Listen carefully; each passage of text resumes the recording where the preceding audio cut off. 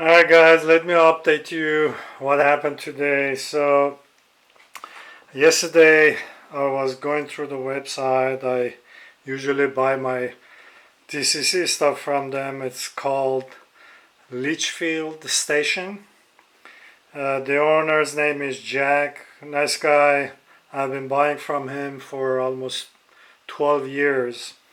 I buy it almost 98% of my DCC stuff from him.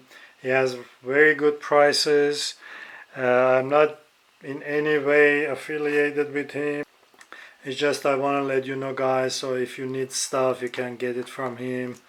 He has really good prices, and I'm not getting any kickback or anything from him. I'm just doing this because he did me a favor and I'm returning the favor, and let me tell you what the favor is. So I was browsing his website on Sunday, and I saw he has QSI chip that goes into these decoders. So I said, let's call him and see if he knows anything about these decoders. So today I called him and I told him the situation, and he right away helped me, and they could have said, oh, send me the chips to me, I'll reprogram them for you, but he didn't. So he helped me to fix my problem. So now, as you can see, let me show you. So you can see it's pointing forward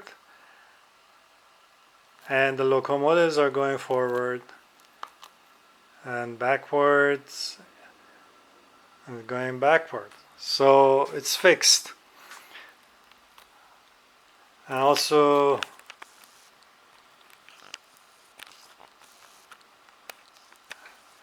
the lights are fixed. Actually the front one.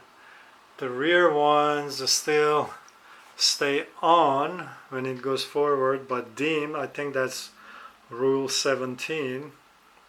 I'm not sure.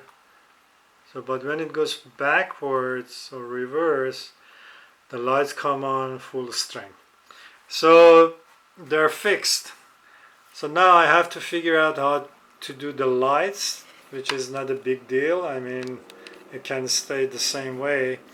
But let me tell you what the issue was. So he told me check the CV19, put it on 0 if it's not 0. So I checked it, it was 0. Then another thing he said was CV29. He said check CV29. If it's an odd number, deduct 1 digit to, let's say if it was 17, program it to 16. And then if he said if it's a even number, add a number, so add 1 digit. So let's say if it's 16, make it 17. So I checked CV29, it was 6. So what I did, I programmed it to 7. So that fixed the problem. That easy. I mean, he's seemed like a older guy. He knows his stuff. So he has experience. He has his own business. I guess he's doing all this stuff. So that's why he knew about it. So anyway, so anybody out there who has the same problem, check out your CV29. If it's I wrote it down. I made a note. So if it's an odd number, deduct an odd digit. If it's an even number, add a digit on CV29. So that fixed the problem. Now I gotta go and try to figure out the lights, the sound, how to check the, increase, decrease the volume and things like that. So as I said, it's 468 pages, and I gotta find out how to do it.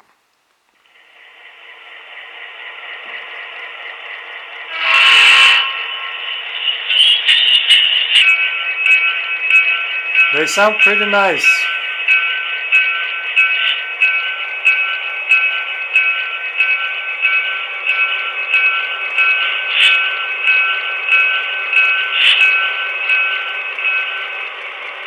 You see how the bell goes out slowly, doesn't go out, cuts off suddenly, so that's nice. Alright guys, that's it for now, and I hope this video helped, and please don't forget to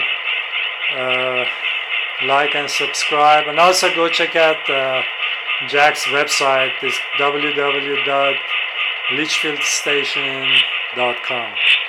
Alright, thanks for watching.